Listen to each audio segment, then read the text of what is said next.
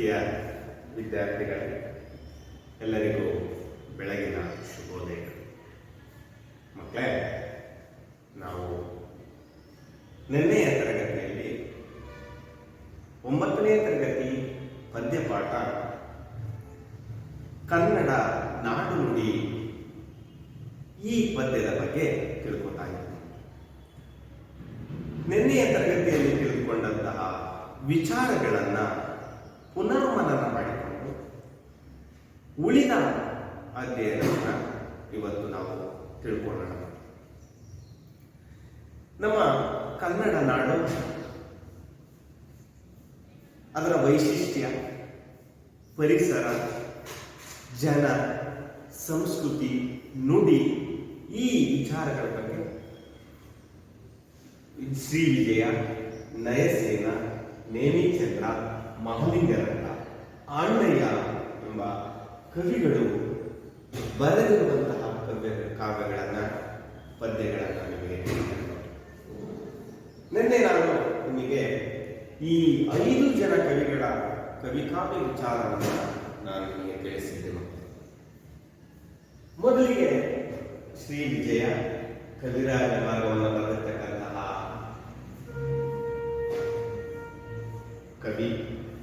ಈತ ರಾಷ್ಟ್ರಕೂಟರ ದೊರೆ, ಅಮೋಘ ವರ್ಷ ನೃಪತುಂಗನ ಆಸ್ಥಾನದಲ್ಲಿದ್ದ ಕವಿ ಎಂತಕ್ಕಂತಹ ವಿಚಾರವನ್ನು ನಮಗೆ ತಿಳಿಸಿದೆ. ಅದೇ ರೀತಿಯಾಗಿ ನಯಸೇನ ಕೂಡ 12ನೇ ಶತಮಾನದಲ್ಲಿದ್ದಂತಹ ಒಬ್ಬ ಕವಿ. ಈತ ಧರ್ಮಾಮೃತ ಎಂಬ ಚಂಪು ಕಾವ್ಯವನ್ನು ರಚಿಸಿದ್ದಾರೆ ಎಂತಕ್ಕಂತಹ ವಿಚಾರ. ಜೊತೆಗೆ ನೇಮಿಚಂದ್ರ ಅವರು ಕೂಡ 12ನೇ ಶತಮಾನದಲ್ಲಿದ್ದಂತಹ ಕವಿ. ಈತ ಲೀಲಾವತಿ ಪ್ರಬಂಧ ಹಾಗೂ ಅರ್ಧನೇಮಿ ಪುರಾಣ ಎಂಬ ಕಾವ್ಯಗಳನ್ನು ರಚಿಸಿದ್ದಾರೆ ಮತ್ತೆ ಅದರ ವಿವರಣೆಗಳನ್ನು ನಮಗೆ ಹೇಳಿದರು. ಅದೇ ರೀತಿಯಾಗಿ ಮಹಾಲಿಂಗರಂಗ ಅವರು 17ನೇ ಶತಮಾನದಲ್ಲಿದ್ದಂತಹ ಕವಿ. ಅನುಭವಾಮೃತ ಎಂಬ ಕೃತಿಯನ್ನು ರಚಿಸಿದ್ದಾರೆ ಮತ್ತು ಅವರ ವಿವರಣೆಗಳನ್ನು ತಿಳ್ಕೊಂಡಿದ್ದರು. ಜೊತೆಗೆ ಆಂಡಯ್ಯ ಕವಿ, ಇವರು ಕ್ರಿಸ್ತಶಕ 13ನೇ ಶತಮಾನದಲ್ಲಿದ್ದಂತಹ ಕವಿ. ಕದಂಬರ ದೊರೆ ಕಾಕುತ್ಸವರ್ಮನ ಕಾಲದಲ್ಲಿ ಅವನ ಆಶ್ರಯ ಪಡ್ಕೊಂಡಿದ್ದಂತಹ ಕವಿ ಆಂಡಯ್ಯ. ಕಬ್ಬಿಗರ ಕಾವ್ಯ ಅಥವಾ ಕಬ್ಬಿಗರ ಕಾವ್ಯಂ ಅಂತಕ್ಕಂತಹ ಚಂಪು ಕಾವ್ಯವನ್ನು ಈತ ರಚಿಸಿದ್ದಾರೆ. ಇನ್ನೊಂದು ನಿಮಗೆ ವಿಚಾರ ಹೇಳಿದೆ, ಈ ಕಬ್ಬಿಗರ ಕಾವ್ಯ ಅಂತಕ್ಕಂಥದ್ದು ಸಂಸ್ಕೃತದ ಸಹಾಯ ಇಲ್ಲದೆ ತದ್ಭವ ಪದಗಳನ್ನು ಬಳಸಿಕೊಂಡು ರಚನೆ ಆಗಿರ್ತಕ್ಕಂಥ ಕಾವ್ಯ.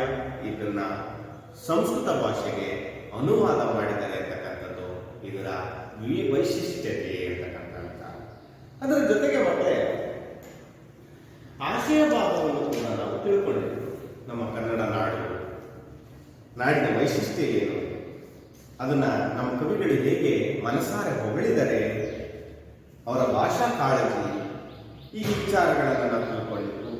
ಇವತ್ತು ನಾವು ಪದ್ಯ, ಆ ಪದ್ಯದ ಭಾವಾರ್ಥಗಳನ್ನು ತಿಳ್ಕೊಳ್ಳೋಣ. ಮೊದಲಿಗೆ ಆ ಪದ್ಯದ ಪ್ರವೇಶದ ಬಗ್ಗೆ ಸ್ವಲ್ಪ 2 ಸಾಲುಗಳಲ್ಲಿ ಹೇಳೋದಾದ್ರೆ, ಮಕ್ಕಳೇ, ಕನ್ನಡ ನಾಡು ನುಡಿಯ ವೈಶಿಷ್ಟ್ಯ ಕುರಿತು ಪ್ರಾಚೀನ ಕಾಲದಿಂದಲೂ ಕವಿ ಪರಂಪರೆ ಮನಸಾರೆ ಬಣ್ಣಿಸುತ್ತಾ ಬಂದಿದೆ. ಎಷ್ಟು ಚೆನ್ನಾಗಿದೆ. ಕನ್ನಡ ನಾಡು ನುಡಿಯ ವೈಶಿಷ್ಟ್ಯ ಕುರಿತು ಪ್ರಾಚೀನ ಕಾಲದಿಂದಲೂ ಕವಿ ಪರಂಪರೆ ಮನಸಾರೆ ಬಣ್ಣಿಸುತ್ತಾ ಬಂದಿದೆ. ಅದು ನಮಗೆಲ್ಲ ತಿಳಿದಿರ್ತಕ್ಕಂತಹ ವಿಚಾರ. ಹಾಗೆಯೇ ಕನ್ನಡ ಸಂಸ್ಕೃತಿ, ಸೊಬಗು, ವೈಭವ, ಸೌಂದರ್ಯ ಪೂರ್ವ ಹಾಗೂ ಅವಿಸ್ಮರಣೀಯ, ಮರೀಲಿಕ್ಕೆ ಸಾಧ್ಯನೇ ಇದೆ ಇರತಕ್ಕಂತಹ ಸಾಹಿತ್ಯ ಮಕ್ಕಳೇ ಕನ್ನಡ ಸಾಹಿತ್ಯ. ಅದರ ಸಂಸ್ಕೃತಿ ಹಾಗೆ ಇದೆ, ಅದರ ಸೊಬಗು ಹಾಗೆ ಇದೆ, ವೈಭವ ಹಾಗೆ ಇದೆ, ಸೌಂದರ್ಯದಿಂದ ಕೂಡಿರ್ತಕ್ಕಂತಹ ಈ ಒಂದು ಕನ್ನಡ ನಾಡನ್ನ, ಕನ್ನಡ ಭಾಷೆಯನ್ನ, ಕನ್ನಡ ಪರಿಸರವನ್ನ ಯಾವುದೇ ಕಾರಣಕ್ಕೂ ನಾವು ಮರೀಲಿಕ್ಕೆ ಸಾಧ್ಯವೇ ಇಲ್ಲ. ಆ ಕನ್ನಡಿಗರ ಜಾಣ್ಮೆ, ಭೌಗೋಳಿಕ ಹರವು, ಕವಿ ಕಾವ್ಯ ಸೌಂದರ್ಯದಿಂದ ಅದರ ಮಹತ್ವ ಇನ್ನೂ ಕೂಡ ಹೆಚ್ಚಾಗಿದೆ. ಕನ್ನಡಿಗರ ಜಾಣ್ಮೆಯಿಂದ, ಈ ಕವಿ ಕಾವ್ಯಗಳ ಸೌಂದರ್ಯದಿಂದ ಆ ನಾಡಿನ ಮಹತ್ವ ಕೂಡ ಇನ್ನೂ ಹೆಚ್ಚಾಗಿದೆ ಮಕ್ಕಳೇ. ಇಷ್ಟು ವಿಚಾರ ಈಗ ನಾವು ಉಳಿದಂತೆ ಈ ಪದ್ಯ ಭಾಗದ ಬಗ್ಗೆ ತಿಳ್ಕೊಳ್ಳೋಣ.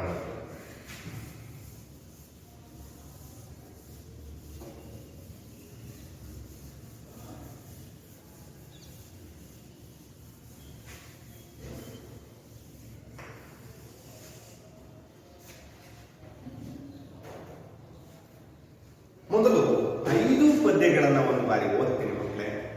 ನಿಧಾನವಾಗಿ ಆಲಿಸಿ, ಆ ನಂತರ ಒಂದೊಂದೇ ಪದ್ಯವನ್ನ ಹೇಳಿ ನಿಮಗೆ ಅದರ ಭಾವಾರ್ಥವನ್ನ, ಅದರ ಒಳಾರ್ಥಗಳನ್ನ ಹೇಳ್ತಾ ಹೋಗ್ತೀನಿ. ಪದ ನರಿದು ನುಡಿಯಲು ನುಡಿದುದ ನರಿದು ದಾರಾಯಲ ಮಾರ್ಪರ ನಾಡವರ್ಗಳ್ ಚದುರ ನಿಜದಿ ಉಳಿತೋದದೆಯಂ ಕಾವ್ಯ ಪ್ರಯೋಗ ಪರಿಣಿತ ಮತಿಗಳ್. ನಂಬರಿ ಗಮನಿಸಿ. ಪದ ನರಿದು ನುಡಿಯಲು ನುಡಿದುದರಿದು ನಾರಾಯಣ ಮಾರ್ಪರ ನಾಡವರ್ಗಳ್ ಚದುರರು ನಿಜದಿಂ ಕುಳಿತೋದದೆಯಂ ಕಾವ್ಯ ಪ್ರಯೋಗ ಪರಿಣಿತ ಮತಿಗಳ್. ಸಕ್ಕದಂ ಪೇಳ್ವಡೆ ನೆರೆ ಸಕ್ಕದಂ ಪೇಳೆ ಶುದ್ಧ ಕನ್ನಡದೊಳ್ ತಂದಿಕ್ಕುವುದೇ ಸಕದಂ ತಕ್ಕುದೇ ತೆರಸಲ್ಕೆ ಘೃತಂ ತೈಲಂ. ಇನ್ನೊಂದ್ಸರಿ ಗಮನಿಸಿ ಮಕ್ಕಳೇ. ಸಕ್ಕದಂ ಪೇಳ್ವಡೆ ನೆರೆ ಸಕ್ಕದಂ ಪೇಳೆ ಶುದ್ಧ ಕನ್ನಡದೊಳ್ ತಂದಿಕ್ಕುವುದೇ ಸಕದಂ ತಕ್ಕುದೇ ಬೆರೆಸಲ್ಕೆ ಘೃತಮು ತೈಲಂ. 3ನೇ ಪದ್ಯವನ್ನು ಗಮನಿಸಿ ಮಕ್ಕಳೇ.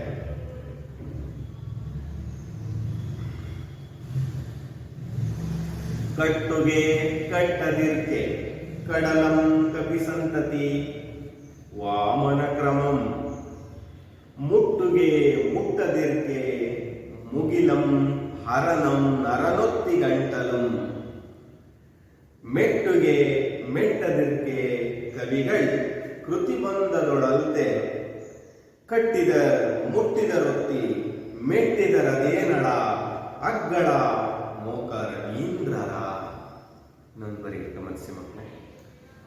ಕಟ್ಟುಗೆ ಕಟ್ಟದಿರ್ಕೆ ಕಡಲಂ ಕಪಿ ಸಂತತಿ ವಾಮನ ಕ್ರಮಂ ಮುಟ್ಟುಗೆ ಮುಟ್ಟದಿರ್ಕೆ ಮುಗಿಲಂ ಹರನಂ ನರನೊತ್ತಿ ಗಂಟಲಂ ಮೆಟ್ಟುಗೆ ಮೆಟ್ಟದಿರ್ಕೆ ಕವಿಗಳ್ ಕೃತಿ ಬಂದದೊಳಲ್ತೆ ಕಟ್ಟಿದ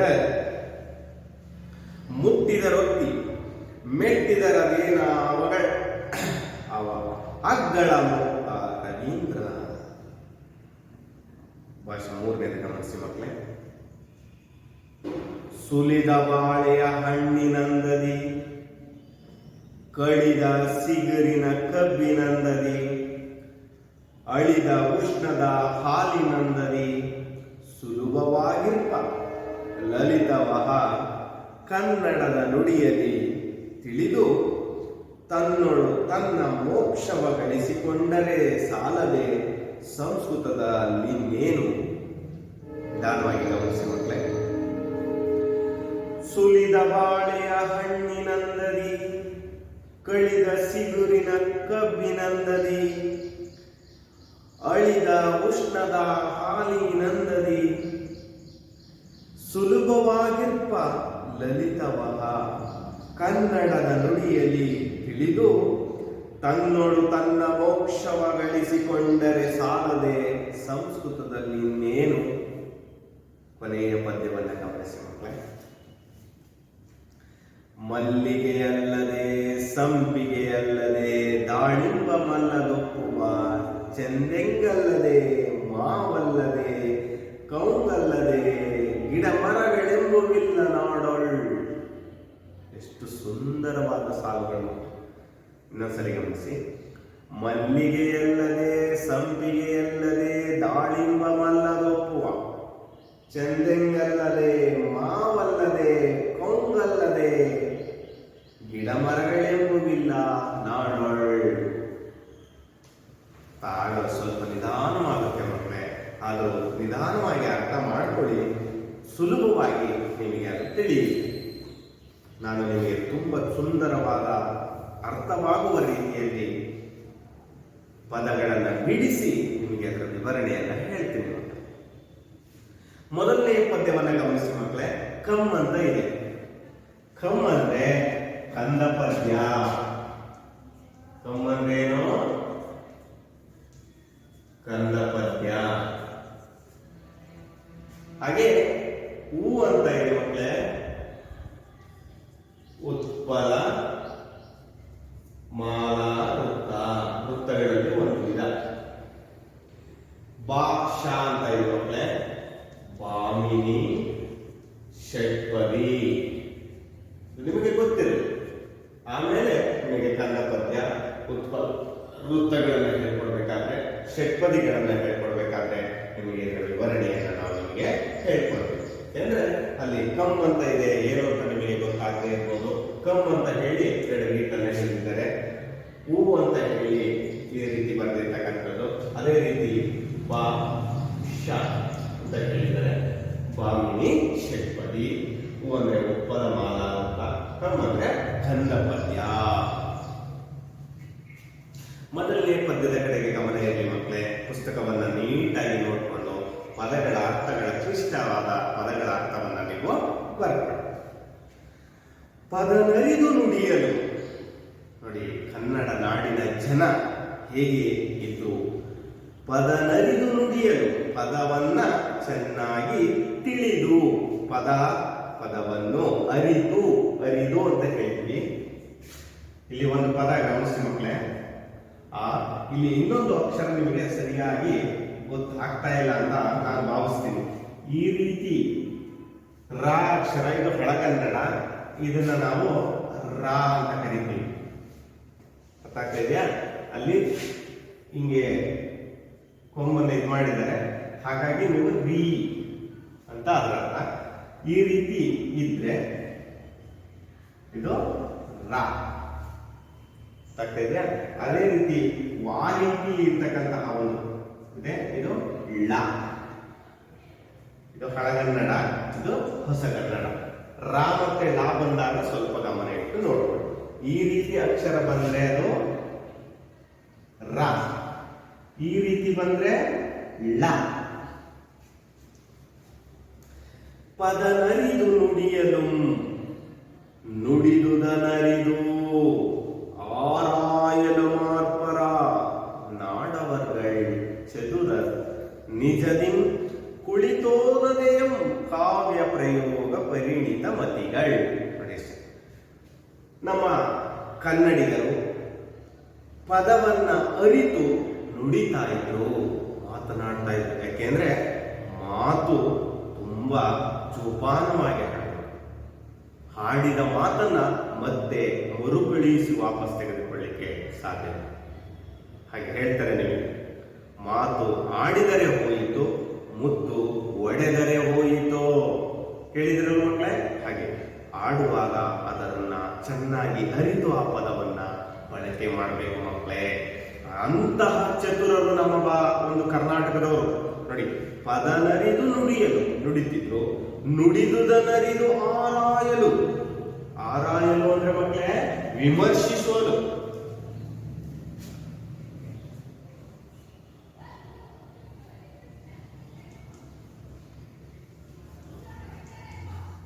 ವಿಮರ್ಶೆ ಮಾಡ್ತಿದ್ರು.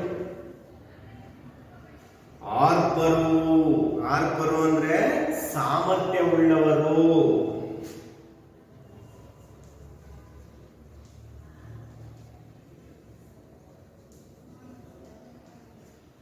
ಸಾಮರ್ಥ್ಯವುಳ್ಳವರು ಮಕ್ಕಳೇ, ವಿಮರ್ಶೆ ಮಾಡುವ ಸಾಮರ್ಥ್ಯವುಳ್ಳವರು. ಅಷ್ಟು ಸುಲಭ ಅಲ್ಲ ಮಕ್ಕಳೇ. ಒಂದು ಪದವನ್ನ ಮಾತನಾಡ್ತಾ ಇದೀವಿ ಅಂದ್ರೆ ಕಣ್ಣೆಲ್ಲ ಕಣ್ಣಾಗಿ ಮಾತನಾಡಬೇಕು.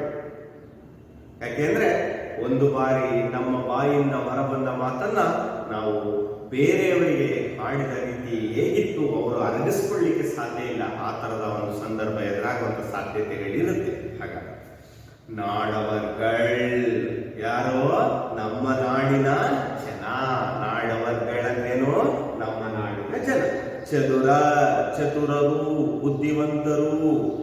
ನಿಜದಿಂದ ಹೇಳ್ತೀನಿ ಮಕ್ಕಳೇ, ನೋಡಿ ಎಷ್ಟು ಚೆನ್ನಾಗಿ ಹೇಳ್ತಿದ್ರೆ ಶ್ರೀ ವಿಜಯ.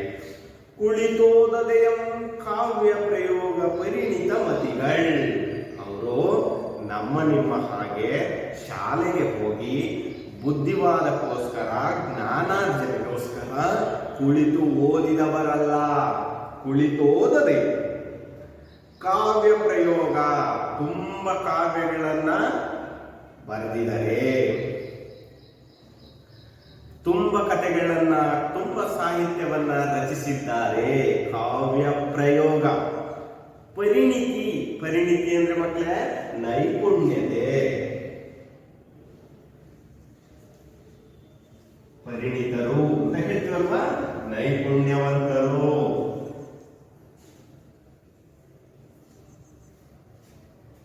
ಮತಿಗಳ್, ಮತಿ ಅಂದ್ರೇನು? ಬುದ್ಧಿ. ಮತಿಗಳ್ ಅಂದ್ರೆ ಬುದ್ಧಿವಂತರು.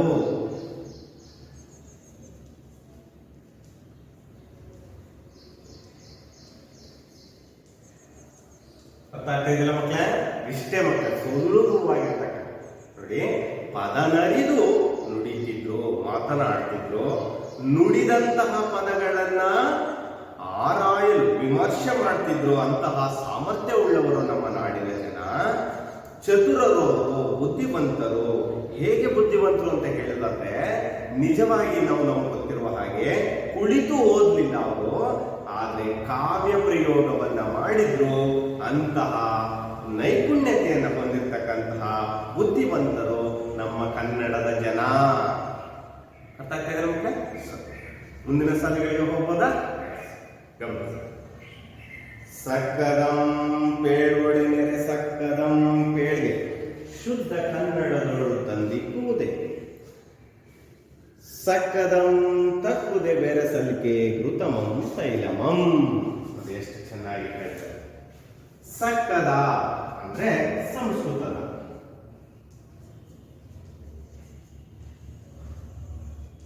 ಸಕ್ಕದ ಅಂದ್ರೇನು? ಸಂಸ್ಕೃತದ. ಸಂಸ್ಕೃತ ಭಾಷೆಯಲ್ಲಿ ಪೇಳ್ವಡೆ. ಪೇಳ್ವಡೆ ಅಂದ್ರೆ ಹೇಳುವುದಾದರೆ ಅಥವಾ ಸಾಹಿತ್ಯವನ್ನ ರಚಿಸುವುದಾದರೆ. ನೆರೆ ಸಕದಂ ಪೇಳೆ. ನೆರೆ ಅಂದ್ರೆ ನಮ್ಮ ಮಾತೃಭಾಷೆಗೆ ಹತ್ತಿರವಾದಂತಹ ನೆರೆಯ ಪಕ್ಕದ ಭಾಷೆ ಅಂತ ಹೇಳ್ತೀವಿ. ಅದನ್ನ ನೆರೆ ಸಕ್ಕದಂ ಪೇಳೆ. ನೆರೆ ಸಕ್ಕದಂ ಪೇಳೆ ಅಂದ್ರೇನು? ಸಂಸ್ಕೃತದಲ್ಲಿ ಹೇಳುವುದಾದರೆ ಅಥವಾ ಕಾವ್ಯವನ್ನ ರಚಿಸುವುದಾದರೆ ನೆರೆ ಸಕ್ಕದಂ ಪೇಳೆ. ತೊಂದರೆ ಇಲ್ಲ. ನೀವು ಸಂಸ್ಕೃತದಲ್ಲಿ ಕಾವ್ಯವನ್ನ ರಚಿಸುವುದಾದರೆ ಸಂಸ್ಕೃತದಲ್ಲಿಯೇ ಕಾವ್ಯವನ್ನ ರಚಿಸಿ. ಆದರೆ ಶುದ್ಧ ಕನ್ನಡದೊಳು ತಂದಿಕ್ಕುವುದೇ. ನಮ್ಮ ಅಪ್ಪಟ ಬಂಗಾರದಂತಹ ಭಾಷೆ ಕನ್ನಡ. ಕನ್ನಡದೊಳು ತಂದಿಕ್ಕುವುದೇ. ಕನ್ನಡ ಭಾಷೆಯೊಳಗೆ ಈ ಸಂಸ್ಕೃತ ಭಾಷೆಯನ್ನ ತಂದಿಕ್ಕಿದ್ರೆ ಸಕ್ಕದಂ ತಕ್ಕದೆ. ಸಂಸ್ಕೃತಕ್ಕೆ ಅದು ಯೋಗ್ಯವಾದದ್ದು ಅಲ್ಲ, ಕನ್ನಡಕ್ಕೂ ಯೋಗ್ಯವಲ್ಲ. ಸಕ್ಕದಂ ತಕ್ಕದೆ. ತಕ್ಕದೆ ಅಂದ್ರೆ ಯೋಗ್ಯವಾದದ್ದು ಅಲ್ಲ, ಅಥವಾ ತಕ್ಕದೆ ಅಂತ ಹೇಳ್ತೀವಿ. ತಕ್ಕದ್ದು, ಯೋಗ್ಯವಾದದ್ದು.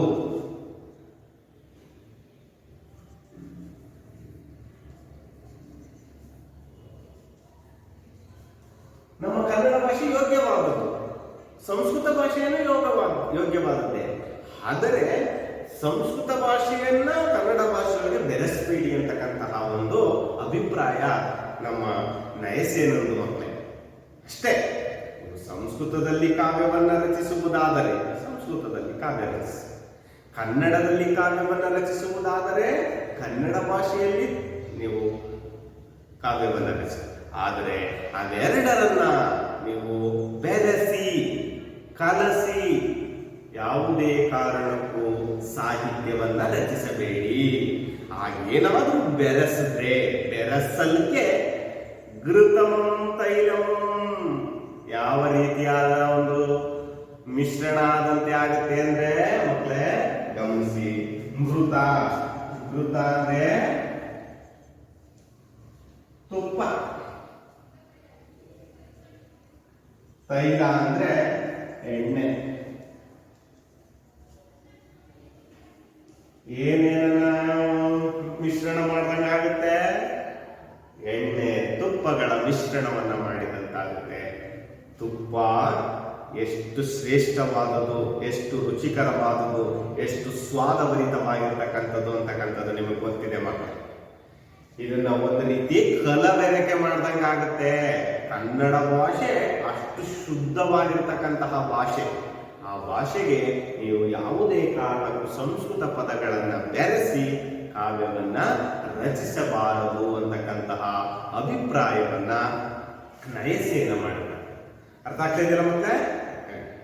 ಸಕ್ಕದ ಇನ್ನೊಂದ್ಸಲಿ ಗಮನಿಸಿ. ಸಕ್ಕದಂ ಪೇಳ್ವಡೆ, ಸಕ್ಕದಂ ಪೇಳ್ವಡೆ ಸಂಸ್ಕೃತದಲ್ಲಿ ಹೇಳುವುದಾದರೆ ಅಥವಾ ಕಾವ್ಯವನ್ನು ರಚಿಸುವುದಾದರೆ ಬೇರೆ ಸಕ್ಕದಂ ಪೇಳಿ, ನಮ್ಮ ಭಾಷೆಯ ಪಕ್ಕದ ಭಾಷೆ, ನಮ್ಮ ಭಾಷೆಗೆ ಹತ್ತಿರವಾದ ಭಾಷೆಯಲ್ಲಿಯೇ ನೀವು ಕಾವ್ಯವನ್ನು ರಚಿಸಿ. ಶುದ್ಧ ಕನ್ನಡದೊಳು ತಂದಿಕ್ಕುವುದೇ, ಶುದ್ಧವಾಗಿರ್ತಕ್ಕಂತಹ ನಮ್ಮ ಕನ್ನಡ ಭಾಷೆಯೊಳಗಡೆ ತಂದಿಕ್ಕುಬಾರೆ. ಸಕ್ಕದಂ ತಕ್ಕದೆ, ಅದು ಯೋಗ್ಯವಾದದ್ದೇ ಅಲ್ಲ. ಏನಾದರೂ ಆ ರೀತಿ ಬೆರೆಸಿದ್ರೆ ಕೃತಮಂ ತೈಲಮಂ, ಏನಾಗುತ್ತೆ, ಅದು ಸ್ವಾದ ಕಳೆದುಕೊಳ್ಳುತ್ತೆ. ತುಪ್ಪದ ಒಂದು ರುಚಿ ಎಣ್ಣೆ ಜೊತೆಗೆ ಬೆರೆಸಿದಾಗ ಅದು ತನ್ನ ರುಚಿಯನ್ನ ಏನ್ ಮಾಡುತ್ತೆ, ಕಳೆದುಕೊಳ್ಳುತ್ತೆ. ಅದರ ಸ್ವಾದ ಅಷ್ಟು ನಮಗೆ ಇಷ್ಟ ಆಗುವುದಿಲ್ಲ. ಮುಂದಿನ ಪ್ಯಾರಕ್ಕೆ ಹೋಗೋಣ ಮಕ್ಕಳೇ.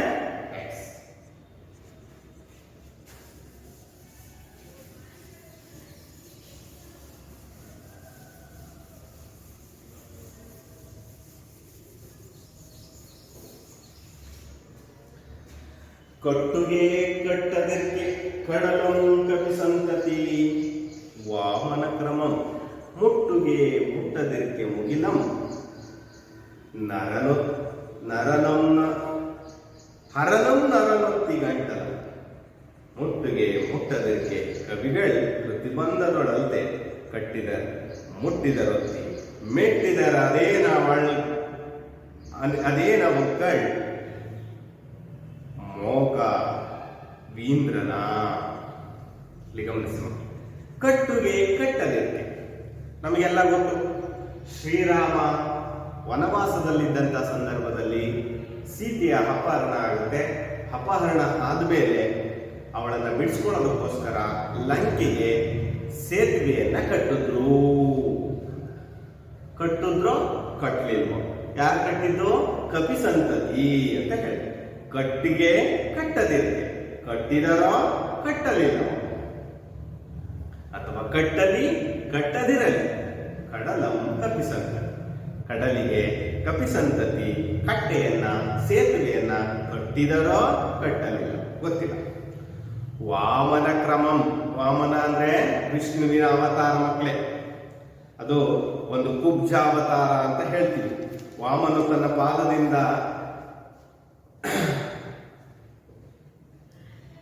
ಮಲಗಿದ್ದನೋ ಮುಗಿಲನ್ನ ಮುಟ್ಟುದ್ನ ಅಂತಕ್ಕಂಥದ್ದು ಈ ಒಂದು ಕಥೆಯಲ್ಲಿ ಬರ್ತಕ್ಕಂಥದ್ದು ಮಕ್ಕಳೇ. ವಾಮನ ಕ್ರಮ, ಮುಟ್ಟುಗೆ ಮುಟ್ಟದಿರ್ಕೆ ಮುಗಿಲಂ. ಮುಗಿಲು ಅಂದ್ರೆ ಏನು ಮಕ್ಕಳೇ? ಆಕಾಶ.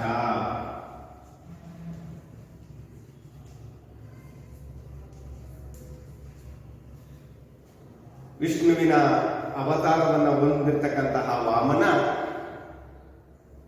ಆ ಒಂದು ಅವತಾರದಲ್ಲಿ ಬಂದಂತಹ ವ್ಯಕ್ತಿ ಮುಟ್ಟುಗೆ ಮುಟ್ಟದಿರಲಿ, ಮುಟ್ಟಿದಲ್ಲಿ ಮುಟ್ಟದಿರಲಿ, ಮುಗಿಲಂ ಮುಟ್ಟುದ್ನೋ ಮುಟ್ಲಿಲ್ವ ಗೊತ್ತಿಲ್ಲ. ಹರನಂ ನರನೊತ್ತಿ ಗಂಟಲಂ, ಹರ ಅಂದ್ರೆ ಶಿವ, ಹರ ಅಂದ್ರೆ ಶಿವ.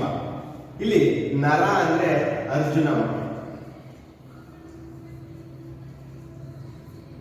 ಶಿವ ಕ್ಷೀರಸಾಗರದ ಒಂದು ಸಂದರ್ಭದಲ್ಲಿ ನಿಮಗೆ ಗೊತ್ತಿದೆ, ವಿಷವನ್ನ ಕುಡಿತಕ್ಕಂತಹ ಸ್ಥಿತಿ ಎದುರಾಗುತ್ತೆ. ಅದು ಗಂಟಲಲ್ಲಿ ಬಂದು ಉಳ್ಕೊಳ್ಳುತ್ತೆ. ಯಾಕೆಂದ್ರೆ ಗಂಟಲನ್ನ ಒತ್ತಿದ್ರು. ಅದೇ ರೀತಿ ಅರ್ಜುನ ಕೂಡ ಶಿವನ ಗಂಟಲನ್ನ ಒತ್ತುದ ಅಂತಕ್ಕಂಥದ್ದು ಒಂದು ಕಥೆಯಲ್ಲಿ ಬರ್ತದೆ. ಹಾಗೆ ಹರನ ಗಂಟಲನ್ನ ನರ ಅಂತ ಅಂದ್ರೆ ಅರ್ಜುನ ಒತ್ತಿದನೋ ಒತ್ತಲಿಲ್ಲವೋ ಗೊತ್ತಿಲ್ಲ.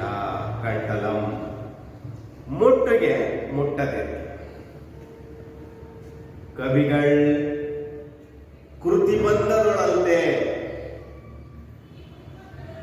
ಕಟ್ಟಿದ ಮುಟ್ಟಿದ ರೊತ್ತಿ. ನೋಡಿ ಎಂತಹ ಚಂದಾಗಿ ಹೇಳ್ತಾ ಇದ್ದಾರೆ. ಅವರು ಆ ಕೆಲಸ ಮಾಡಿದ್ರು ಬಿಟ್ರೋ ಗೊತ್ತಿಲ್ಲ.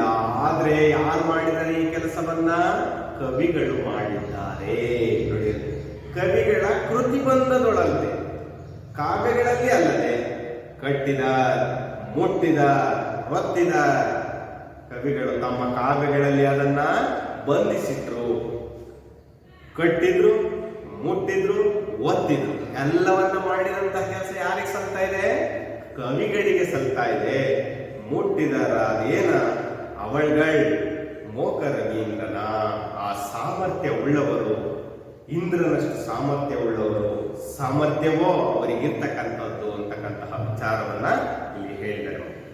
ಇಷ್ಟೇ ಮಕ್ಕಳಿದ್ದಾರೆ. ವಾಮನ ಅಂದ್ರೆ ಇಲ್ಲಿ ಕಡಲನ್ನ ಕಟ್ಟಿದಂತಹ ಕಪಿ ಸೈನ್ಯ ಅಂತ ನಾವು ಓದ್ತೀವಿ. ಅದು ಕಟ್ಟಿದ್ರ ಕಟ್ಟಲಿಲ್ವೋ ಗೊತ್ತಿಲ್ಲ. ಅದೇ ರೀತಿಯಾಗಿ ವಾಮನ ಅವತಾರದಲ್ಲಿಂದ ಇದ್ದ ವಿಷ್ಣುವಿನ ಅವತಾರ ಅಥವಾ ವಾಮನ ಅವತಾರದಲ್ಲಿದ್ದಂತಹ ವ್ಯಕ್ತಿ ಮುಗಿಲನ್ನು ಮುಟ್ಟುದ ಅಂತಕ್ಕಂಥ. ಅದೇ ರೀತಿ ಹರನ ಗಂಟಲನ್ನ ಅರ್ಜುನ ಒತ್ತುದ ಅಂತಕ್ಕಂಥ. ಇವು ನಮ್ಮ ಕಾವ್ಯಗಳಲ್ಲಿ ಇರ್ತಕ್ಕಂಥದ್ದು. ಆದ್ರೆ ಅದು ಯಾರಿಗೂ ಗೊತ್ತಿಲ್ಲ, ಆಗಿದೆಯೋ ಆಗಿದೆಯೋ. ಆದ್ರೆ ಯಾರ ಒಂದು ಕಾವ್ಯಗಳಲ್ಲಿದೆ? ಕವಿಗಳು ಬರೆದಿರ್ತಕ್ಕಂತಹ ಕಾವ್ಯಗಳಲ್ಲಿ ಅದು ಇದೆ. ಅಂತಹ ಸಾಮರ್ಥ್ಯ ಯಾರಿಗಿದೆ? ಕವಿಗಳಿಗಿದೆ ಅಂತಕ್ಕಂಥದ್ದು ಇಲ್ಲಿ ತಿಳಿದು ಬರ್ತದೆ. ಮುಂದಿನ ಒಂದು ಪದ್ಯವನ್ನ ಗಮನಿಸಿ ಮಕ್ಕಳೇ. ಸುಲಿದ ಬಾಳೆಯ ಹಣ್ಣಿನಂದದಿ, ಕಳಿದ ಸಿಗಿರಿನ ಕಬ್ಬಿನಂದದಿ, ಅಳಿದ ಉಷ್ಣದ ಹಾಲಿನಂದದಿ, ಸುಲಭವಾಗಿಪ್ಪ ಲಲಿತವಹ ಕನ್ನಡದ ನುಡಿಯಲ್ಲಿ, ತಿಳಿದು ತನ್ನೊಳು ತನ್ನ ಮೋಕ್ಷವ ಗಳಿಸಿಕೊಂಡರೆ ಸಾಲದೆ ಸಂಸ್ಕೃತದಲ್ಲಿ ಇನ್ನೇನು. ನಿಧಾನವಾಗಿ ಗಮನಿಸಿ, ಸುಲಭವಾಗಿ ಅರ್ಥವಾಗುವಂತೆ ಬಂದಿರ್ತಕ್ಕಂಥದ್ದು ಮಕ್ಕಳೇ ಮಹಾಲಿಂಗ ರಂಗ. ಸುಲಿದ ಬಾಳಿನ ಹಣ್ಣಿನಂತೆ. ಬಾಳೆಹಣ್ಣು ನೋಡಿದ್ರಲ್ವ? ಬಾಳೆಹಣ್ಣನ್ನ ನಾವು ತಿನ್ಬೇಕಾದ್ರೆ ಏನ್ ಮಾಡ್ಬೇಕು ಮಕ್ಕಳೇ? ಸಿಪ್ಪೆಯನ್ನ ತೆಗೆದುಕೊಳ್ಬೇಕು. ಆ ಸಿಪ್ಪೆಯನ್ನು ತೆಗೆದುಕೊಟ್ರೆ ಬೋರಿ ತಿನ್ನೋದಷ್ಟೇ ಕೆಲಸ ನಮಗೆ. ನೋಡಿ ಎಷ್ಟು ಸುಲಭ ಅಲ್ವಾ? ಕಳಿದ ಸಿಗಿರಿನ ಕಬ್ಬಿನಂದದಿ. ನೋಡಿದ್ರಿ ನಿಮಗೆ? ಕಬ್ಬಿನ ಕೊಟ್ರೆ ಅದನ್ನ ಸಿಕ್ಕೊಂಡು ತಿನ್ನೋದು ಎಷ್ಟು ಕಷ್ಟ ಇದೆ ಅಲ್ವಾ? ನೋಡಿ, ಸಿಗರನ್ನ ತೆಗೆದು ರಸವನ್ನ ಹಿಂಡಿ ನಿಮಗೆ ಕೊಟ್ರೆ ಕುಡಿಯೋದು ಎಷ್ಟು ಕಷ್ಟ, ತಿನ್ನೋದು ಎಷ್ಟು ಕಷ್ಟ ಅದನ್ನ ಅಲ್ವಾ? ಸುಲಭ ಅಲ್ವಾ? ಹಾಗೆ ಸುಲಭ. ಅಳಿದ ಉಷ್ಣದ ಹಾಲಿನಂದಲ್ಲಿ, ಬಿಸಿ ಬಿಸಿ ಹಾಲು ಕೊಟ್ರೆ ಕುಡಿತೀರ ನೀವು? ಇಲ್ಲ. ಏನ್ ಮಾಡ್ತೀರಿ? ಸಮಯ ಅದನ್ನ ಆರಿಸಿಯೇ ನಿಮಗೆ ತಣ್ಣಗೆ ಮಾಡಿಯೇ ನಿಮಗೆ ಕೊಟ್ರೆ ಸುಲಭ ಕೆಲಸ. ಅಷ್ಟು ಹೇಗೆ ನೋಡಿ ಸುಲಭವಾಗಿರ್ಬೋದು ನಮ್ಮ ಲಲಿತವಾದಂತಹ ಕನ್ನಡ ಭಾಷೆ. ಸುಲಿದ ಬಾಳೆಹಣ್ಣು ತಿನ್ಲಿಕ್ಕೆ ಎಷ್ಟು ಸುಲಭವೋ, ಕಳಿದ ಸಿಗಿರಿನ ಕಬ್ಬಿನ ತಿನ್ಲಿಕ್ಕೆ ಎಷ್ಟು ಸುಲಭವೋ, ಅಳಿದ ಅಂದ್ರೆ ತಣ್ಣಗಾದ ಹಾಲನ್ನ ಕುಡಿಯೋದು ಎಷ್ಟು ಸುಲಭವೋ ಅಷ್ಟೇ ಸುಲಭವಾಗಿರ್ತಕ್ಕಂತಹ ಭಾಷೆ ಕನ್ನಡ. ತಿಳಿದು ಇದೆಲ್ಲ ನಮಗೆ ಗೊತ್ತಿದೆ. ಅಷ್ಟು ಸುಂದರ, ಸರಳ, ಸುಲಭವಾದ ಭಾಷೆ. ತನ್ನೊಳು ತನ್ನ ಮೋಕ್ಷವನ್ನು ಗಳಿಸಿಕೊಂಡರಾಗದೆ ಕನ್ನಡ ಭಾಷೆಯನ್ನು ಕಲಿತು ಅದರಲ್ಲೇ ಜೀವನವನ್ನು ನಡೆಸಿ ಅದರಲ್ಲೇ ನಮ್ಮ ಮೋಕ್ಷವನ್ನು ಗಳಿಸಿಕೊಂಡ್ರೆ ಸಾಲದೆ ಈ ಭಾಷೆಯಲ್ಲಿ ಅದಿಲ್ಲ, ಇದಿಲ್ಲ, ಹಂಗೆ ಹಿಂಗೆ ಅಂತ ನಾವು ಇದು ಸಂಸ್ಕೃತ ಎಲ್ಲ ಶ್ರೇಷ್ಠ ಭಾಷೆ ಅಂತ ಹೋಗ್ತಿರಲ್ಲ. ಆ ಸಂಸ್ಕೃತದಲ್ಲಿ ಏನೈತೆ ನಮ್ಮಲ್ಲಿಲ್ಲದೆ ಇರ್ತಕ್ಕಂಥದ್ದು, ನಮ್ಮ ಭಾಷೆಯಲ್ಲಿ ಇಲ್ಲದೆ ಇರ್ತಕ್ಕಂಥದ್ದು ಅಂತ ನಮಗೆ ಮಹಾಲಿಂಗರಂಗ ಅವರು ಹೇಳಿದ್ದಾರೆ. ಮತ್ತೆ ಸುಲಭ ಇದೆಯಲ್ಲ, ಇಷ್ಟೇ ಏನು ಸುಲಭವಾಗಿರ್ತಕ್ಕಂಥ. ಮುಂದಿನ ಮಕ್ಕಳ ಪದ್ಯ. ಮಲ್ಲಿಗೆಯಲ್ಲದೆ ಸಂಪಿಗೆಯಲ್ಲದೆ ದಾಳಿಂಬಮಲ್ಲದೊಪ್ಪುವ ಚಂದೆಂಗಲ್ಲದೆ ಮಾವಲ್ಲದೆ ಕೊಂಗಲ್ಲದೆ ಗಿಡ ಮರಗಳೆಲ್ಲ ನಾಡೊಳ್. ನಮ್ಮ ಕನ್ನಡ ನಾಡು ಎಂತಹ ಪರಿಸರ ಇದೆ, ಯಾವ್ಯಾವ ಮರಗಳಿದೆ, ಯಾವ್ಯಾವ ಸಸ್ಯ ಜಾತಿಗಳಿದೆ ಅಂತಕ್ಕಂಥದನ್ನ ಇಲ್ಲಿ ತಿಳಿಸ್ಕೊಳ್ತೀವಿ. ಕರ್ನಾಟಕ ಅಂದ್ರೆ ಮಲ್ಲಿಗೆ ಅಲ್ಲದೆ ತುಂಬಾ ಸುಂದರವಾದ ಮಲ್ಲಿಗೆಗಳಿದೆ ನಮ್ಮಲ್ಲಿ. ಬಹಳಷ್ಟು ಮಲ್ಲಿಗೆ ಗಿಡ, ಅದರಲ್ಲೂ ಮೈಸೂರು ಮಲ್ಲಿಗೆ ಹೆಚ್ಚು ಹೆಸರುವಾಸಿಯಾಗಿರ್ತಕ್ಕಂತಹ ಒಂದು ಹೂವು. ಸಂಪಿಗೆ ಅಲ್ಲ, ಸಂಪಿಗೆ ಹೂವು ನೋಡಿದ್ರಲ್ಲ ಮಕ್ಕಳೇ, ಆ ಸಂಪಿಗೆ ಹೂವು ಕೂಡ ಹೆಸರುವಾಸಿಯನ್ನು ಪಡ್ಕೊಂಡು. ದಾಳಿಂಬ ಮಲ್ಲದ ಹೂವು, ದಾಳಿಂಬೆಯ ಗಿಡಗಳು ಕೂಡ ಸಮೃದ್ಧಿಯಾಗಿರ್ತಕ್ಕಂತಹ ನಾಡು ಕರ್ನಾಟಕ. ಚೆಂದೆಂಗಲ್ಲದೆ, ಚೆಂದೆ ಅಂದ್ರೆ ಏನು ಗೊತ್ತಾ ಮಕ್ಕಳೇ? ತೆಂಗು, ತೆಂಗಿನ ಮರಗಳನ್ನ ಕೂಡಿರ್ತಕ್ಕಂತಹ, ತೆಂಗಿನ ಮರಗಳ ರಾಶಿ ರಾಶಿ ಫಲಗಳನ್ನು ಹೊಂದಿರತಕ್ಕಂತಹ ನಾಡು ಕರ್ನಾಟಕ. ಮಾವಲ್ಲದೆ, ಮಾವು ಹಣ್ಣುಗಳ ರಾಜ, ಹೆಚ್ಚು ಬೆಳೀತಕ್ಕಂತಹ ನಾಡು ಕನ್ನಡ ನಾಡು. ಅಂತಹ ಮಾವಿನ ಮರಗಳ ಹೊಂದಿರತಕ್ಕಂತಹ ಪರಿಸರ ನಮ್ಮ. ಕೌಂಗಲ್ಲದೆ, ನಮ್ಗೆ ಈ ಪದ ನಾವು ಮನಸ್ಬೇಕು ಮಕ್ಕಳೇ. ಕೌಂಗ, ಕೌಂಗ ಅಂದ್ರೆ ಏನಪ್ಪಾ? ಅಡಕೆ ಮರ. ಅಡಕೆಯು ಕೂಡ ಯಥೇಚ್ಛವಾಗಿರ್ತಕ್ಕಂತಹ ಸ್ಥಳ ನಮ್ಮದು ಕರ್ನಾಟಕ. ಕೌಂಗಲ್ಲದೆ ಗಿಡ ಮರಗಳೆಂಬೂ ಇಲ್ಲ ನಾಡೋಳು. ನಮ್ಮ ಪರಿಸರ ಸಂಪತ್ತ ಹೇಗಿದೆ ಅಂತಕ್ಕಂಥದ್ದನ್ನ ಈ ಪದ್ಯದಲ್ಲಿ ತಿಳಿಸ್ಕೊಟ್ಟಿದ್ದಾರೆ. ಎಷ್ಟು ಚೆನ್ನಾಗಿ. ಮಲ್ಲಿಗೆ ಅಲ್ಲದೆ, ಸಂಪಿಗೆ ಅಲ್ಲದೆ, ದಾಳಿಂಬವನ್ನಲೊಪ್ಪುವ, ಚೆಂದಲ್ಲದೆ, ಕೌಂಗಲ್ಲದೆ, ಮಾವಲ್ಲದೆ, ಕೌಂಗಲ್ಲದೆ ಗಿಡ ಮರಗಳೆಂಬುದಿಲ್ಲ ನಾಡೋಳು. ನಮ್ಮ ನಾಡಲ್ಲಿ ಇಂತಹ ಸುಂದರವಾದ ಪರಿಸರದಲ್ಲಿ ಈ ಎಲ್ಲ ಮರಗಳನ್ನು ಒಳಗೊಂಡಂತಹ ಸಂಪತ್ಭರಿತವಾದಂತಹ ನಾಡು ನಮ್ಮ ಕರ್ನಾಟಕ ಅಂತ ಈ ಕವಿಗಳು ನಮ್ಮ ಕನ್ನಡ ನಾಡಿನ ನುಡಿಯನ್ನ ವರ್ಣಿಸಿ ನಮಗೆ ಕಾವ್ಯವನ್ನ ರಚಿಸಿದ್ದಾರೆ. ಅರ್ಥ ಆಯ್ತಾ ಇದಲ್ವಾ? ಎಸ್, ತುಂಬಾ ಚೆನ್ನಾಗಿ ಅರ್ಥ ಮಾಡ್ಕೊಂಡಿದ್ದೀರಿ ಅಂತ ನಾನು ಭಾವಿಸ್ತೀನಿ ಮಕ್ಕಳೇ. ಎಷ್ಟರ ಮಟ್ಟಿಗೆ ನಿಮಗೆ ಇದು ಅರ್ಥ ಆಗಿದೆ ಅಂತ ತಿಳ್ಕೊಳ್ಳೋದಕ್ಕೆ ನಾನು 1-2-3 ಪ್ರಶ್ನೆಗಳನ್ನ ನಿಮಗೆ ಹೇಳ್ತೀನಿ. ಅದಕ್ಕೆ ನೀವು ಉತ್ತರವನ್ನ ಕೊಡಬೇಕಾಗ್ತದೆ. ಮತ್ತೆ ಮೊದಲನೆಯ ಪ್ರಶ್ನೆ ಸುಲಭವಾಗಿರ್ತಕ್ಕಂಥ, ಅದು ತುಂಬಾ ಚೆನ್ನಾಗಿ ಅರ್ಥ ಆಗಿದೆ ಅಂತ. ತುಪ್ಪದೊಡನೆ ಯಾವುದನ್ನು ಬೆರೆಸಬಾರದು? ಯಾವುದನ್ನು ಬೆರೆಸಬಾರದು ಹೇಳಿ? ಗೊತ್ತು, ದಿನನಿತ್ಯ ನೋಡ್ತಾ ಇರ್ತೀರಿ ನೀವು ಮನೆಯಲ್ಲಿ. ಯಾವ್ದನ್ನ? ಎಣ್ಣೆಯನ್ನ ಬೆರೆಸಬಾರದು. ಇನ್ನೊಂದು ಪ್ರಶ್ನೆ ಕೇಳಲಾ? ಹೇಳಿ. ಮಹಲಿಂಗ ರಂಗರ ಪ್ರಕಾರ ಸುಲಿದ ಬಾಳೆಯ ಹಣ್ಣಿನಂತೆ ಇರುವಂತಹ ಭಾಷೆ ಯಾವುದು? ಅಲ್ವಾ? ಸುಲಭ. ಹೇಳಿ. ನಮ್ಮ ಮಾತೃಭಾಷೆ. ಎಸ್, ಅರ್ಥ ಆಗಿದೆ. ಕನ್ನಡ. ಕನ್ನಡ ಭಾಷೆ ತುಂಬಾ ಸುಂದರವಾದಂತಹ ಭಾಷೆ. ಸುಲಿದ ಬಾಳೆಹಣ್ಣಿನ ಒಂದು ರೀತಿಯಲ್ಲಿ ಸುಲಭವಾಗಿರ್ತಕ್ಕಂಥ ಭಾಷೆ ಮಕ್ಕಳೇ. ಇಲ್ಲಿಗೆ ಈ ಒಂದು ಪದ್ಯ ಭಾಗವನ್ನ ಮುಗಿಸ್ತಾ ಇದ್ದೀವಿ ಮಕ್ಕಳೇ. ನೀವು ಆ ಪದ್ಯದಲ್ಲಿ ಇರ್ತಕ್ಕಂತಹ ಅಭ್ಯಾಸದ ಪ್ರಶ್ನೆಗಳಿಗೆ ಉತ್ತರಗಳನ್ನು ಬರೆದು ನಿಮ್ಮ ತರಗತಿ ಶಿಕ್ಷಕರಿಗೆ, ಭಾಷಾ ಶಿಕ್ಷಕರಿಗೆ ತೋರಿಸಿ ಅಂತ ಹೇಳ್ತಾ ಇಲ್ಲಿನ ಇವತ್ತಿನ ತರಗತಿಯನ್ನು ಮುಕ್ತಾಯ ಮಾಡಿಸ್ತಾ ಇದ್ದೀನಿ ಮಕ್ಕಳೇ. ನಮಸ್ಕಾರ.